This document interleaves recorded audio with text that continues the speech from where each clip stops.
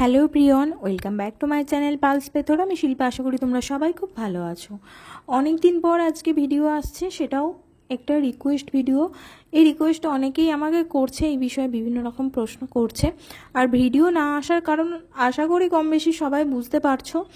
এই মুহূর্তে 22 স্টেট পাসদের নিয়ে সেই রকম কোনো তৎপরতা দেখা যাচ্ছে না, বা সেই রকম কোনো আপডেট নেই।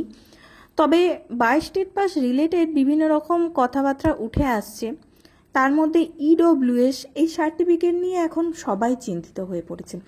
এটা নিয়ে অনেক দিন আগে থেকেই আমাকে অনেক সবাই জিজ্ঞাসা করেছে। তার মধ্যে পার্সোনালি আমি অনেকেই বুঝিয়ে বলেছি যে বিষয়টা কী বা কিভাবে কি করতে হয়, অনেককে আমি গাইড করেছি। তো পার্সোনালি সবাইকে এক এক করে মেসেজ করে বা ভয়েসে বলাটা সম্ভব হয় না সব সময়। সেজন্য মনে হলো কি একটা ভিডিও করে দিলে সবারই এটা জানতে পারবে, এই বিষয়ে অনেকটা তাদের উপকার হবে। অনেকেই বিষয়টা জানে না, জানলে হয়তো অনেকের উপকার হবে। তাই যারা দেখছো ভিডিওটা অবশ্যই পরিচিত বন্ধু বান্ধবদের সাথে শেয়ার করো, যাতে তাদের অনেকটা হেল্প হয়। আর যারা ফার্স্ট টাইম আমার চ্যানেলটা দেখছো তারা অবশ্যই চ্যানেলটিকে সাবস্ক্রাইব করে পাশে থাকা বেল আইকনটি প্রেস করে দিয়ে যাতে নোটিফিকেশন সবার আগে তোমার কাছে আসে। আর একটা লাইক করো, কমেন্ট করে জানিও তোমার মতামত, বা কোনো রকম কোয়ারি থাকলে সেটাও জানাতে পারো। সবার একটাই প্রশ্ন যে ইডব্লিউএস সার্টিফিকেট থাকলেই কি 2022-এর ইন্টারভিউতে চান্স পাওয়া যাবে, মানে সংরক্ষণ দেবে, এবারে কি সত্যিই দেবে, মানে এরকম একটা সবার মধ্যেই প্রশ্ন আছে। সবার আগে বলি ইডব্লিউএস মানে কি। ইডব্লিউএস মানে হলো ইকোনমিক্যালি উইকার সেকশন। মানে এটা এমন নয় যে এটা পার্টিকুলার কোনো একটা নির্দিষ্ট গোষ্ঠী বা নির্দিষ্ট ব্যক্তিবর্গকে দেবে, এরকম কোনো ব্যাপার নয়। একটা এর মধ্যে ক্রাইটেরিয়া আছে। ইকোনমিক্যালি কথাটা যেখানে আসছে তার মানে বুঝতেই পারছো যে একটা বার্ষিক ইনকাম এর উপর ডিপেন্ড করছে। তার সাথে সাথে কিছু জমি জায়গা একটা পরিমাণ আছে, সেই পরিমাণের মধ্যে যদি থাকে, মানে ওদের কিছু কিছু ক্রাইটেরিয়া আছে, বেশ কয়েকটি। তো সেই ক্রাইটেরিয়াগুলো পূরণ হলে যে কেউ কিন্তু ইডব্লিউএস করতে পারবে।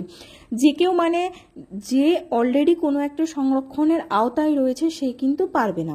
যে কোনো রকম সংরক্ষণের আওতায় নেই, অর্থাৎ মেনলি জেনারেল ক্যান্ডিডেটরা, তারাই কিন্তু একমাত্র ইডব্লিউএসের জন্য অ্যাপ্লাই করতে পারবে। এবার ইডব্লিউএসের জন্য কি কি ক্রাইটেরিয়া লাগবে সেটা যদি তোমরা জানতে চাও তাহলে আমাকে কমেন্টে জানাও, আমি নেক্সট ভিডিওতে সেটা ডিটেলস বলে দেব। তাছাড়াও এই ইডব্লিউএসটা আগে ফর্ম ফিল আপ, মানে ভিডিও থেকে ফর্ম তুলে এনে করতে হতো, এখন অনলাইনের মাধ্যমে খুব সহজেই করা যাচ্ছে। তো আশা করছি তোমরা নিজেরাই সার্চ করে জেনে নিতে পারবে। এবার আরেকটা বিষয় হলো ইডব্লিউএসের সাথে ইসি সার্টিফিকেট বা ইসি ক্যান্ডিডেটরা কিন্তু বিষয়টাকে গুলিয়ে ফেলছে। ইসি আলাদা এবং ইডব্লিউএস আলাদা। ইসি হলো এক্সেমটেড ক্যাটাগরি, যেটা থেকে আগের বারে জেনারেলে কিন্তু ভ্যাকেন্সি কনভার্ট হয়েছিল।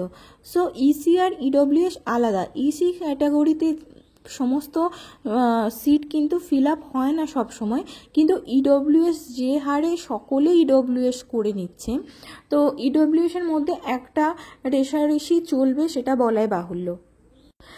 তবে হ্যাঁ, ইডব্লিউএস থাকলেই যে 2022-এর তোমার চাকরি কনফার্ম এটুকু বলা যায় না। আমি বারবার বলেছি ইন্টারভিউ যার ভালো হবে সে চাকরি পাবে। এবার ইডব্লিউএস থাকলে জেনারেল থেকে যারা ইডব্লিউএস বানাবে তাদের জন্য সংরক্ষণ যেহেতু হলো, তারা কিছুটা বেনিফিটেড হবে। এবার 2022-এর ক্ষেত্রে এই ইডব্লিউএস ক্যাটাগরিকে তারা গ্র্যান্ট করবে কিনা সেই বিষয়ে এখনো পর্যন্ত কোনো নোটিশ বা কোনো কিছু জানানো হয়নি। তো আশা করা যায় 90% চান্স আছে ইডব্লিউএসকে 2022-এর ইন্টারভিউ প্রসেসের মধ্যে আনা।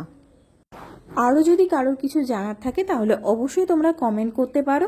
আরও যারা এখনও পর্যন্ত আমাদের 2022-এর ভেরিফাইড গ্রুপগুলোতে যুক্ত হওনি তারা যুক্ত হতে পারো। কে কোন জেলা থেকে দেখছো সেটা আমাকে কমেন্ট করে জানিও।